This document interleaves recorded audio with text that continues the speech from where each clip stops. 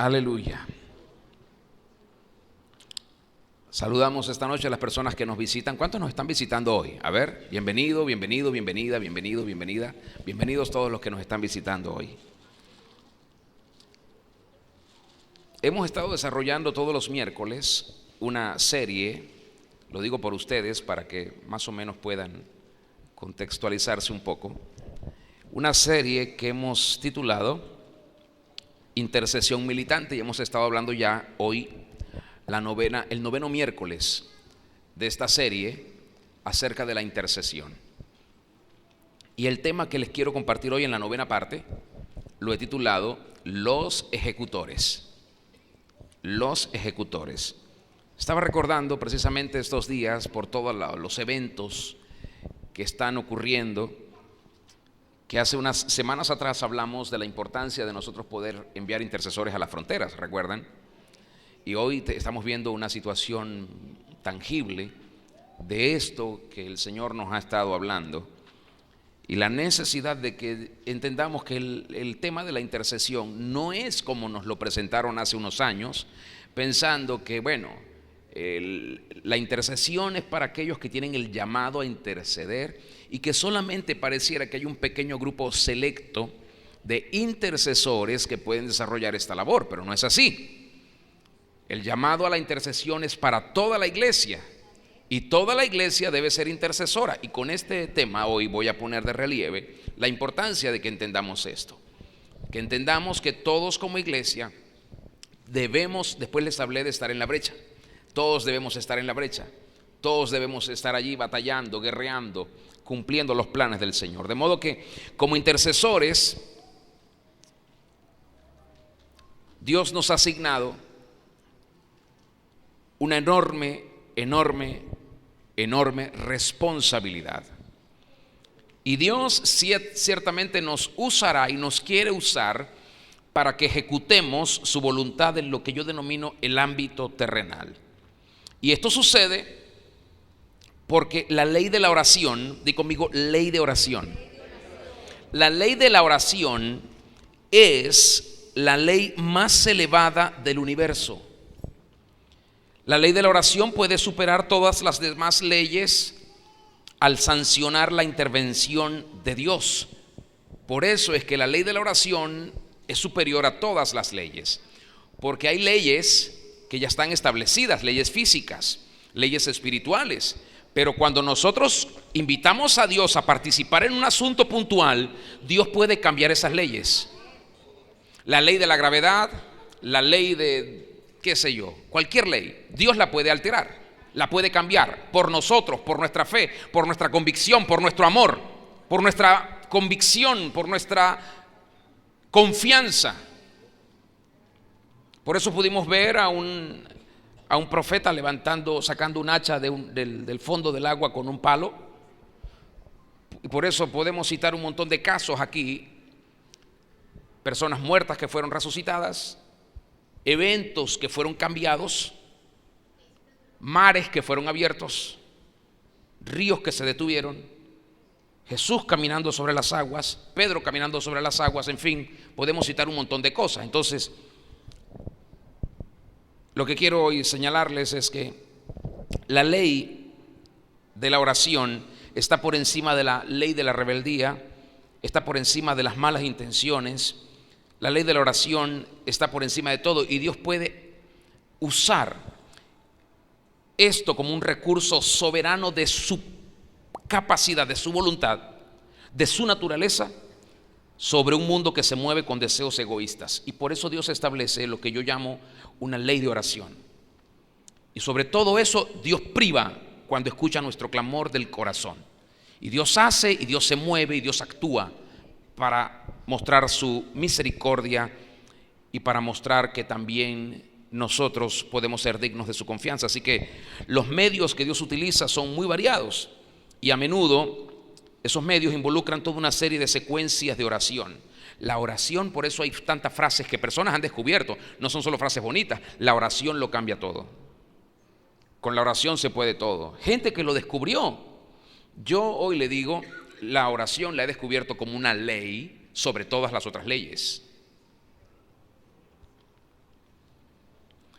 Quiero contarle algo. Leí sobre un caso muy dramático acerca de los ejecutores de Dios en acción. Hace muchos años personas tuvieron una experiencia linda. Me encanta recoger las experiencias de personas que vivieron cosas que yo estoy recientemente descubriendo.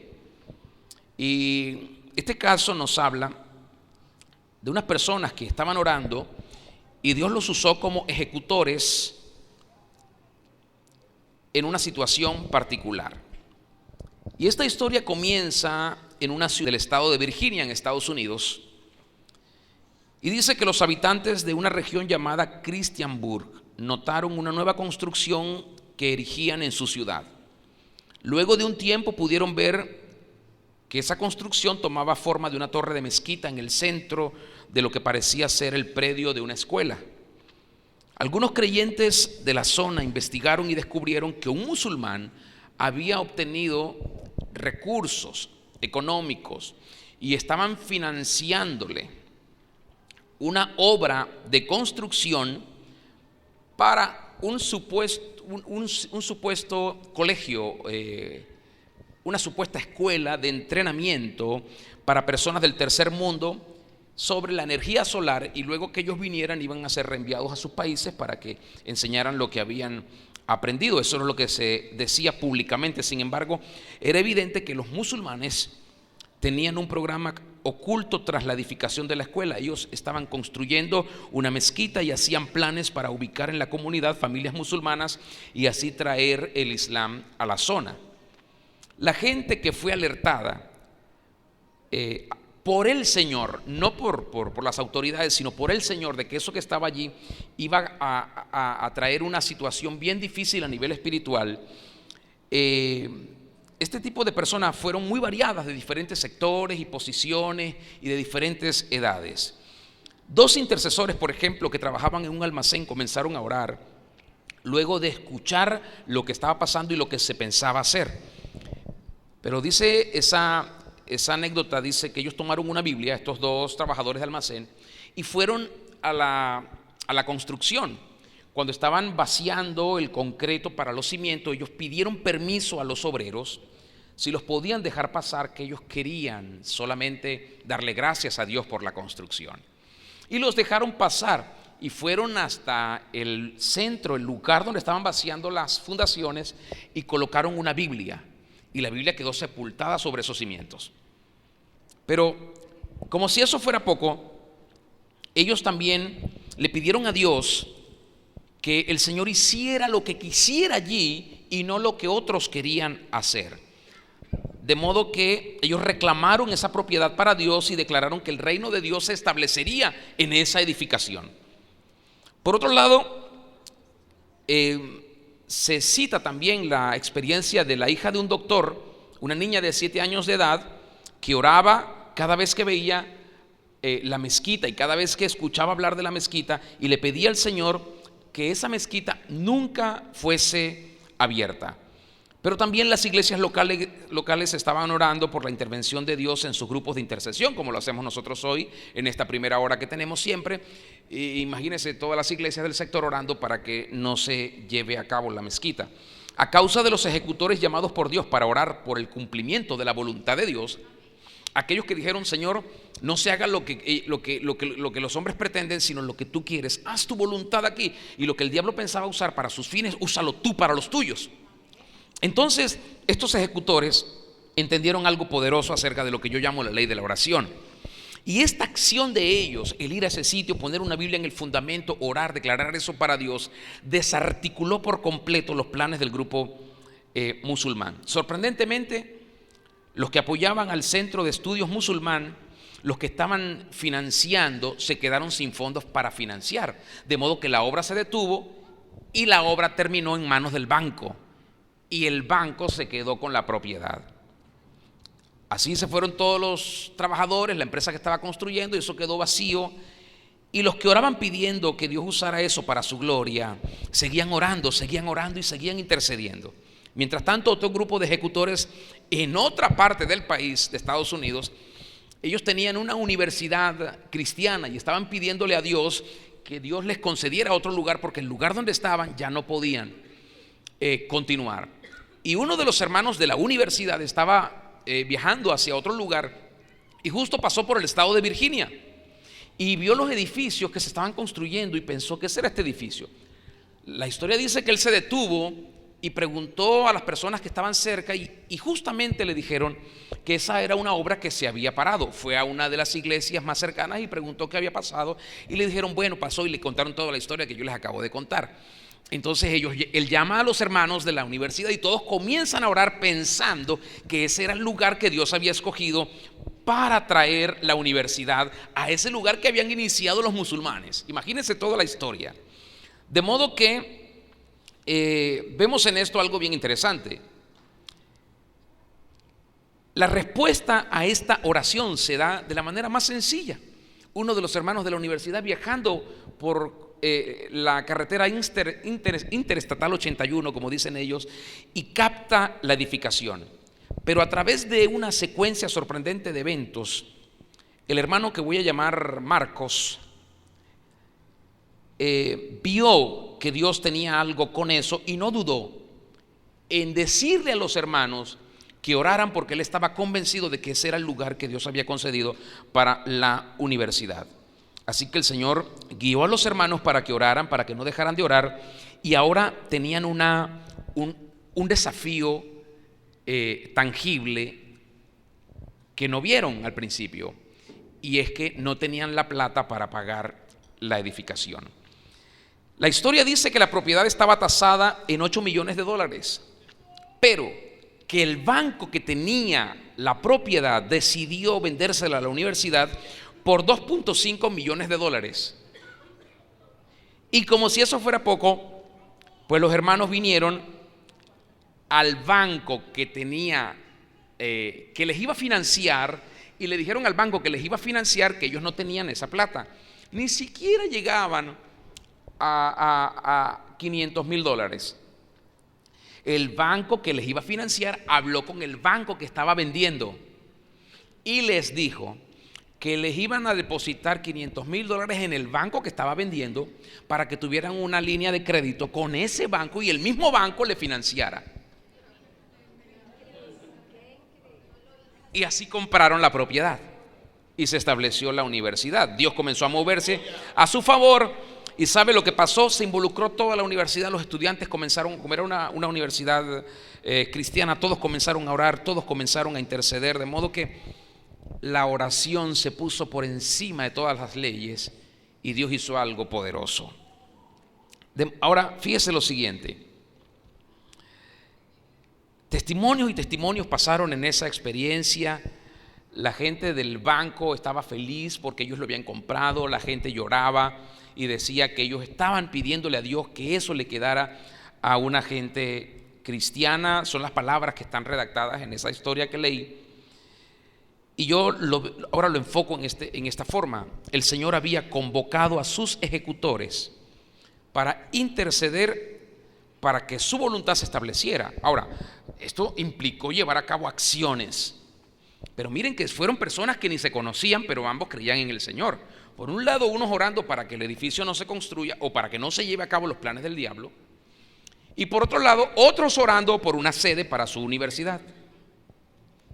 Por un lado, Dios detiene una cosa para que no funcione, pero Dios mueve a los ejecutores que están allí y van y oran y declaran la palabra y todas las iglesias comienzan a orar. Pero por otro lado, aquellos están orando que el Señor les abra los ojos. Provoca un viaje de uno de los hermanos, pasa por el lugar y ve los edificios y dice: yo creo que este es el edificio, y todo comienza a encajar. Escuche, ¿por qué necesita Dios que funcionemos como ejecutores en el ámbito terrestre? ¿Por qué nosotros debemos interceder? Para dar respuesta a estas preguntas debemos regresar al principio y se los voy a plantear así. Por favor, présteme su atención de aquí en adelante. La necesidad del primer intercesor, y lo digo así, la necesidad, porque si todo está bien, Dios no necesita intercesores, pero la necesidad del primer intercesor comenzó en ese lugar famoso, conocido, antiguo, llamado el huerto del Edén. Este lugar, el huerto de Edén, puede parecer un campo de batalla fuera de lo común. ¿Por qué? Porque no tiene apariencia de que sea un campo de batalla antes de la caída del ser humano. Un lugar sereno, bello, creado por un amoroso padre para sus hijos, un lugar pleno de relaciones de amor. Adán amaba a Eva, Eva amaba a Adán, Adán y Eva amaban a Dios, Dios amaba a Adán y a Eva. Paseaban al aire del día, riendo, disfrutando de la compañía del Padre, conversando con Él, hablando con Él.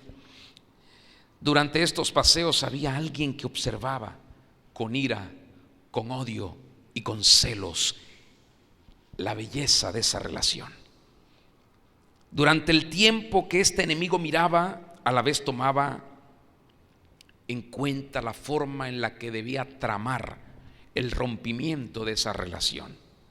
¿Cuánto odio le producía a Satanás ver a Dios sonriendo con sus hijos?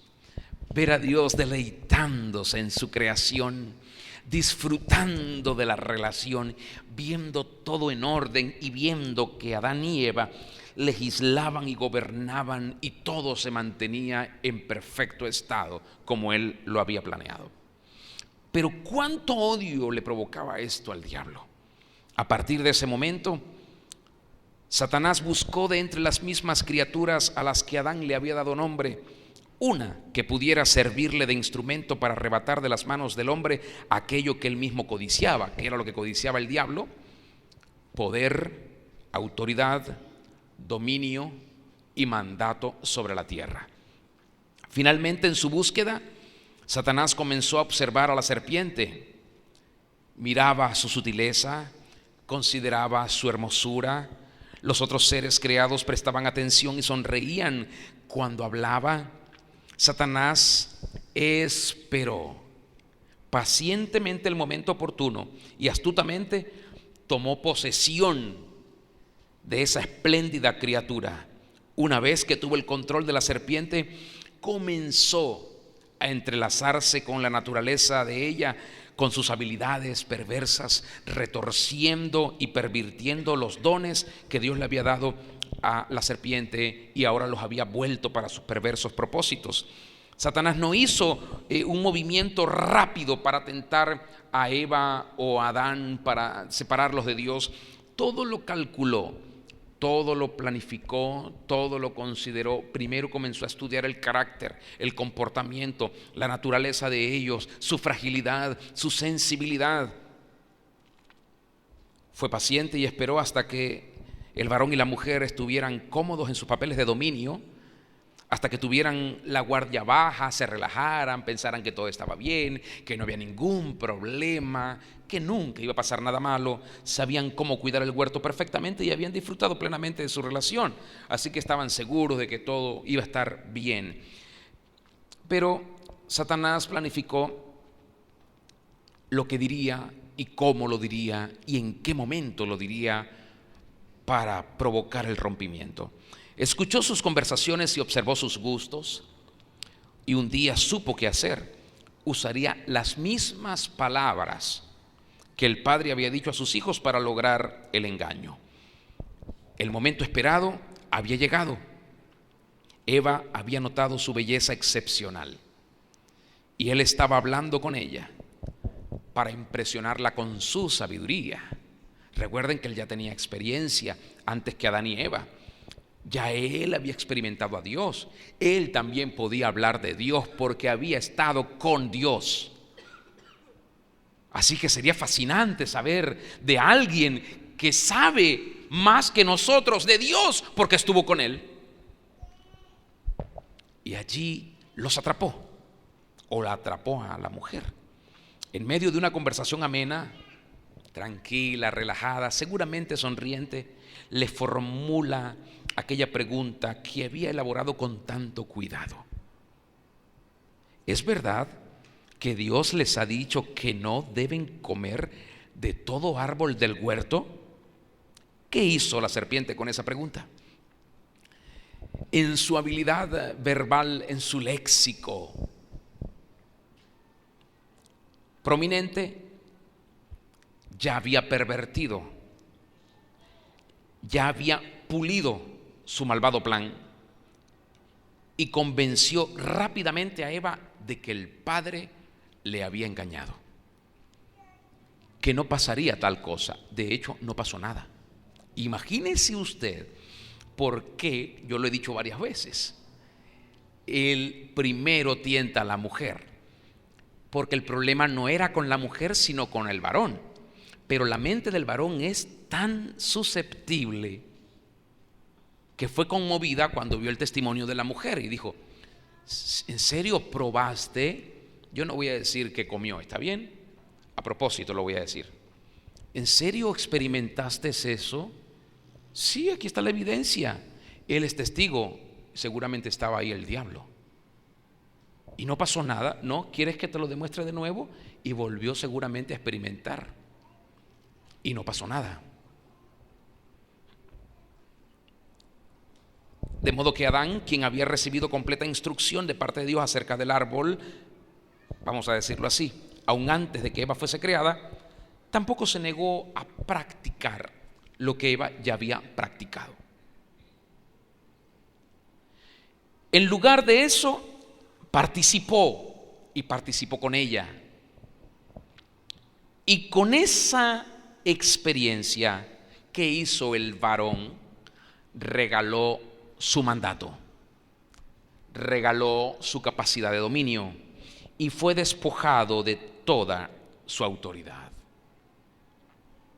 Entonces Satanás se autoproclamó el Dios de este siglo. Un siglo que no son 100 años cronológicos. Al cortarse su comunión con el Padre, la humanidad necesitó desesperadamente de un intercesor. Ahí se necesitaba un intercesor. Ahí se necesitaba alguien. Pero no había alguien que pudiera hacer que Dios se acercara y pudiera hacer que él y ella también se acercaran sin temor. Como resultado de la caída, los humanos se hallaban bajo maldición. Todas las generaciones venideras estarían bajo maldición.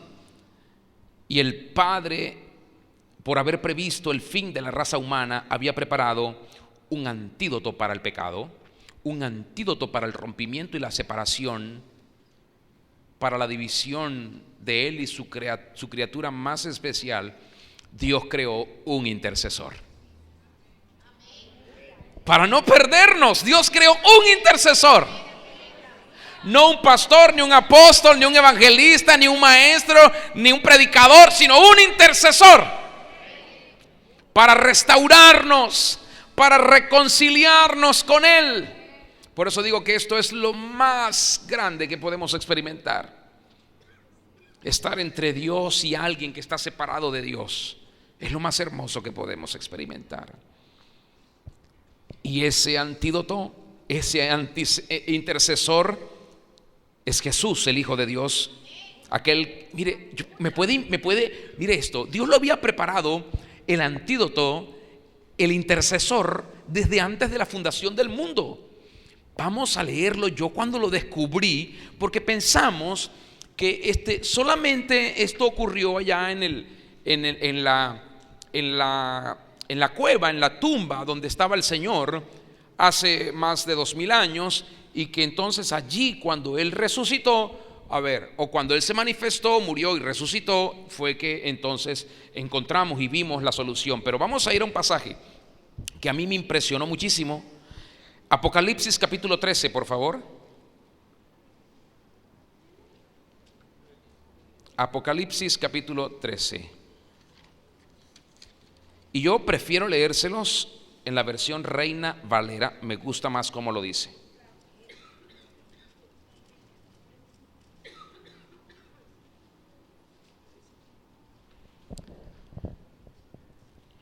Apocalipsis capítulo 13, ¿están ahí?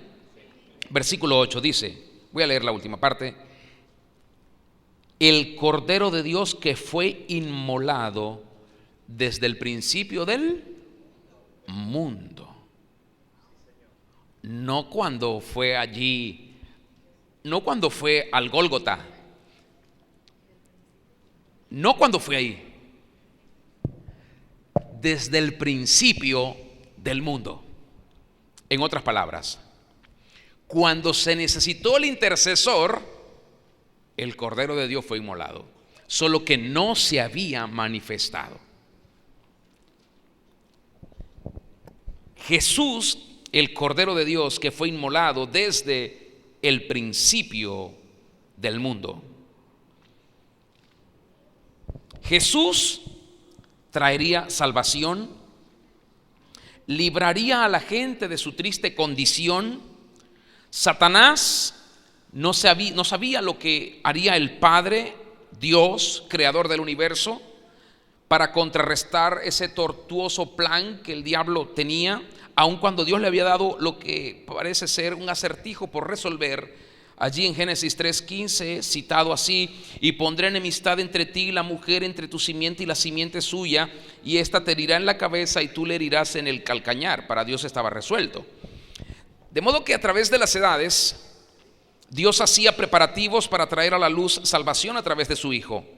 Ciertamente, Él es una respuesta al acertijo, pero también creo particularmente que Dios se refiere a otra arma oculta que Dios tenía.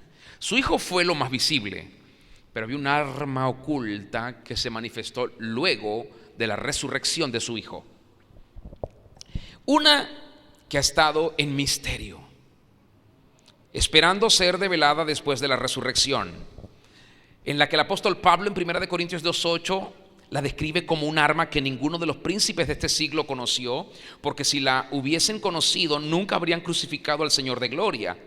Esta arma es la iglesia del Señor Jesucristo, un ejército de gente que ora, que intercede. De modo que este misterio está vivo sobre la tierra y hoy en día está triturando y destruyendo las obras del maligno. Así que Dios tiene un intercesor en la tierra, y no es una persona como nosotros la vemos, es una persona con una mayor dimensión y se llama Cristo.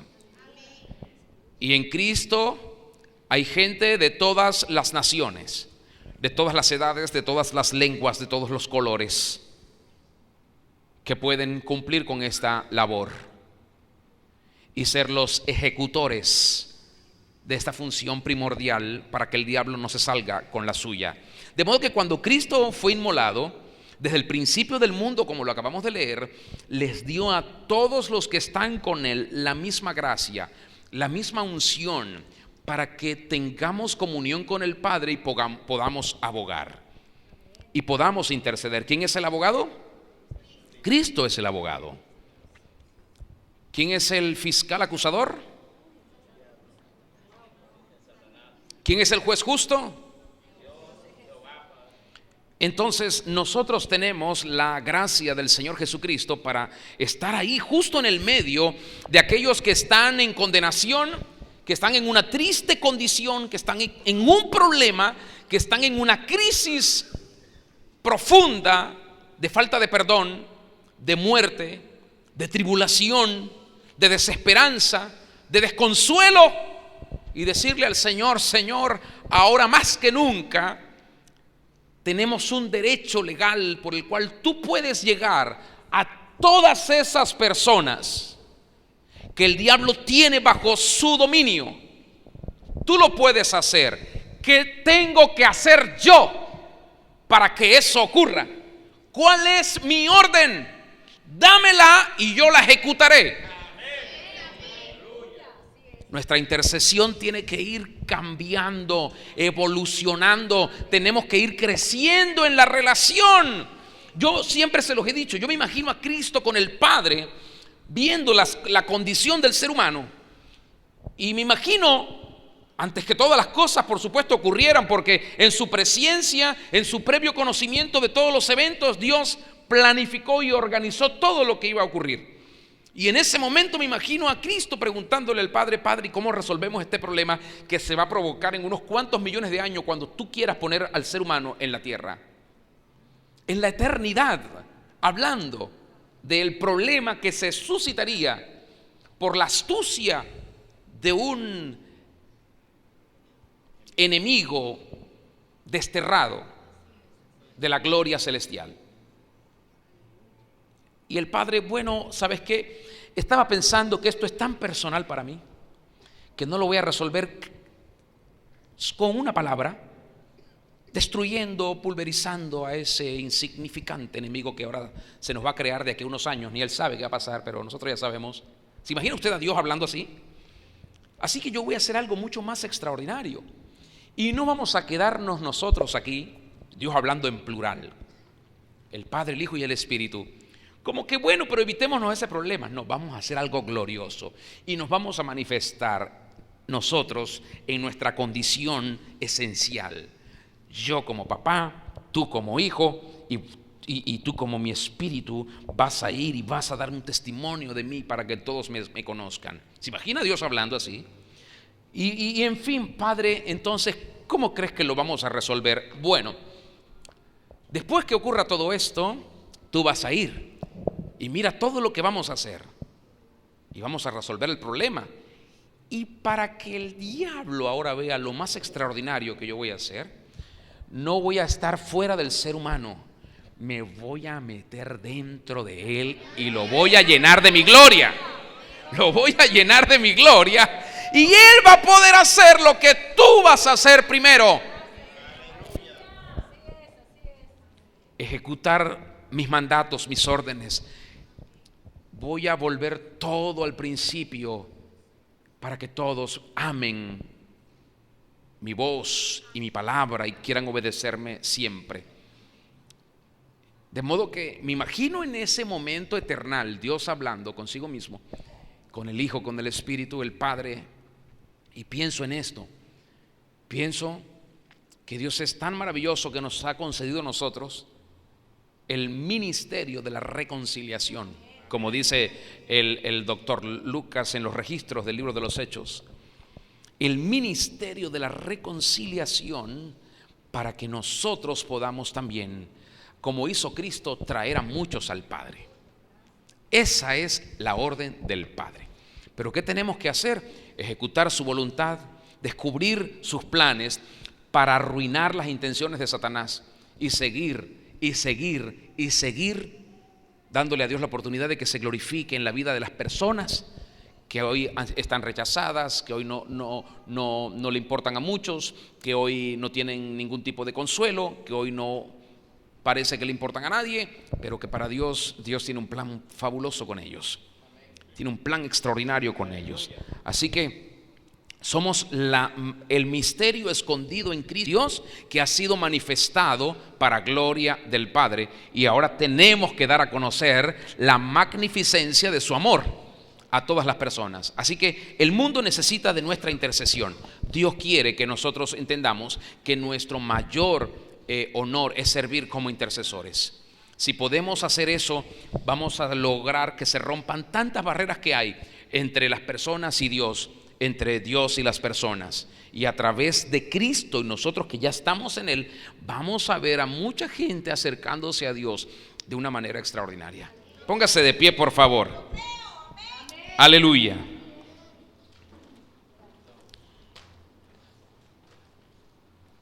La próxima semana le voy a compartir la segunda parte de los ejecutores. Padre precioso, te doy gracias, porque ser intercesores es ser ejecutores. No hay fe sin obras, no hay amor sin hechos, no hay intercesores sin acciones. Dinos qué tenemos que hacer, Señor, a cada uno, a cada una, para traer a muchos a ti. ¿Qué tenemos que hacer para reconciliar a aquellos que están lejos de ti y traerlos a ti? ¿Qué tenemos que hacer, Señor? ¿Qué tenemos que hacer? Es nuestra misión primaria, la reconciliación contigo, del ser humano contigo.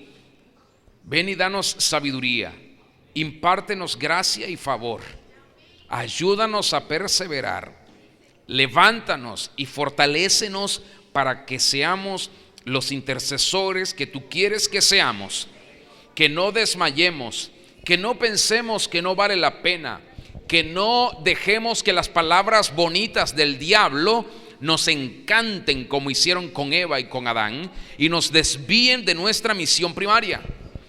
Hoy más que nunca, cuando las personas que están bajo el yugo de Satanás necesitan un intercesor, aquí está tu iglesia. Levanta a tu iglesia como levantaste a Cristo, como el intercesor de los tiempos, el intercesor de las edades. Levanta a tu iglesia en la tierra para que también podamos ver, Señor, la importancia de nuestra labor y que la gente pueda encontrarse contigo, que podamos disfrutar del gozo de ver a muchos venir a ti.